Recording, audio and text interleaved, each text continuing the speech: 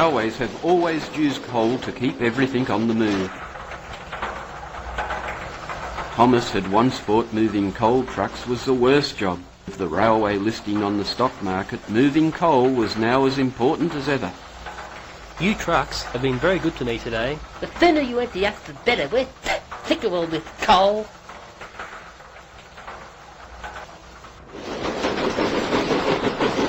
Thomas headed away from the coal mine into the open country. Thomas lay upside down with severe burns. The coal trucks were completely destroyed. A local potato farmer raised the alarm, and help was soon at hand. Earl arrived, bringing Jim the crane and the Fat Controller. Well, I've seen some accidents in my time, but this is no accident. I'd say there's been a bombing. Thomas was gently lifted onto the flat rail car by Jim. With the coal mine now shut off, I'll have to ration the coal until the line is repaired. There'll be a special meeting at the sheds later.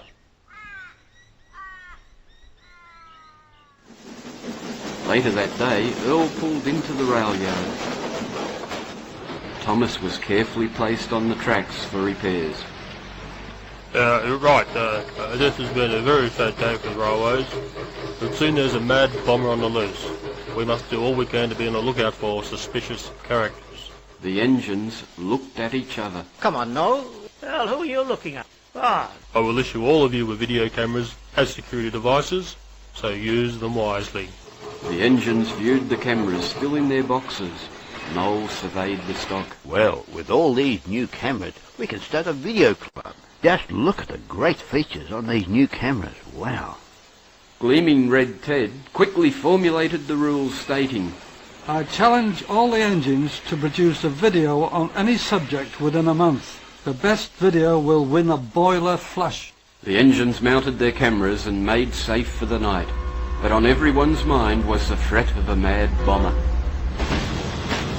Next morning saw Andy the Diesel enter the yard boasting, So your coal supply has all dried up.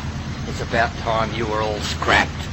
Bob replied as he was still trying to turn his camera on. We might be old and dependent on coal, but we're survivors.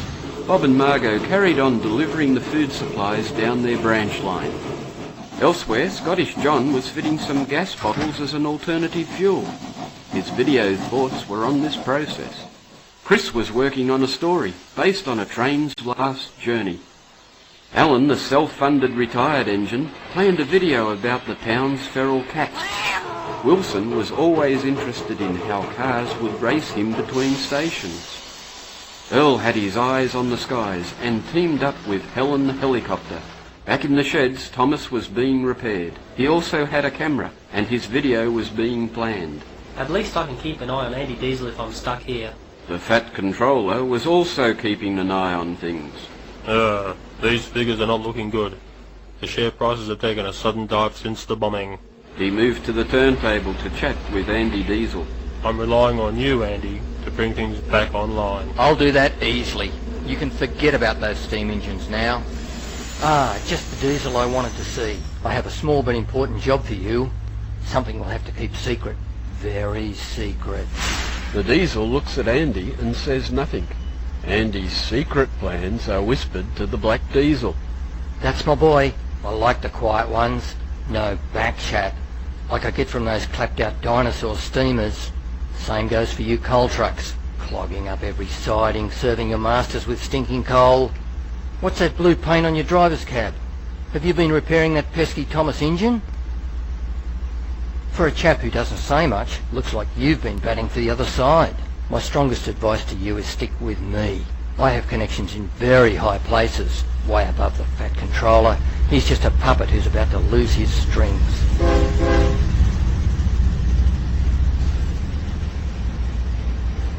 2 weeks had passed and the engines assembled at the rail yards. Off in the distance a storm was brewing, so all the engines packed into the sheds. Thomas was almost repaired and was being fired up to check for any boiler leaks. The Fat Controller made a brief announcement. I hope you're all getting used to your new cameras. Keep up the good work. Ted was curious about the videos. Okay, lads, we'll have a short movie night just to see how you've progressed. Earl was the first to show his work. The engines hissed at the first video. They had never seen the sheds from the sky before. I put my camera in the helicopter. Hey, just have a look at this where I went. Boy, there's some tremendous shots. It's a bit shaky, this. Oh, I don't like heights. Why is it shaking like that? Heights, it's all wobbly. Why don't you use a tripod? Oh, look at those sheds right down there. Wow. An outstanding effort, Earl. Excellent titling, good composition, although some shots a little shaky. Bob was next, but was unable to remove the tape from his camera. When you say it's a drama, it's very good. I act in it. One of the most exciting scripts that I've ever seen. Okay, Bob, don't give the story away. Chris, have you got something to show? Chris's video played, and silence fell upon the shed. The lightning outside enhanced the story as the thunder broke the silence. Now that's a video. It sends shivers through your boiler. A fine example of how all videos should be made. Alan, it's your turn. A little different. Seems like you shot the tracks, not the cats. Wilson was next, but explained. Well, you see, I had this accident. The car ran over my camera. Terrible waste of equipment. Ted seemed bemused by this, and called for Scottish John.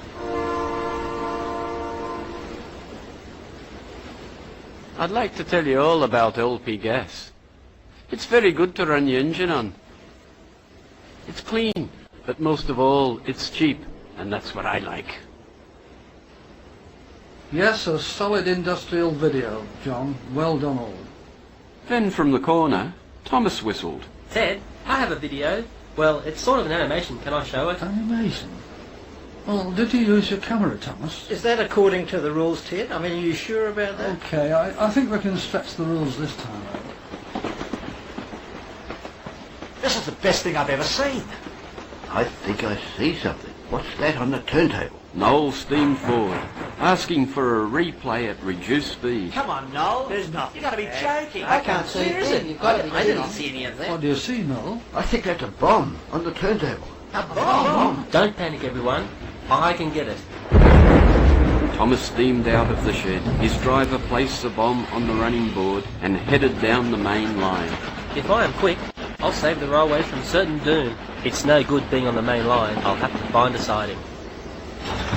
Thomas didn't see that the points were set to go into a work shed. Oh no, that's Andy Diesel's shed. I'll never stop in time. Andy couldn't believe his eyes. Oh no! Help! Help! Crikey! Not me!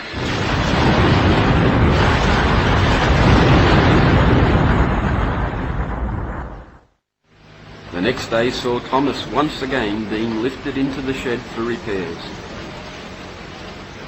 Well, Thomas, you saved the railways and your video showed the bomber hard at work. Just then, the Fat Controller arrived with the police. I've heard the mystery of the bombings is solved. That's right. Thomas had a video of the turntable while Andy Diesel was in the yard. I noticed a suspicious character lurking near his fuel tanks, and we believe that character is you. The policeman holds the Fat Controller. We also noticed you manipulating the stock market, selling shares just before the first bombing and buying just after it. Right then, you're coming with me. Thomas, your video was the key to saving the railways. Your brave actions also ridded us of that lazy Diesel. Thomas's video went on to scoop all the prizes in the video competition. It just goes to show that a little video can go a long way.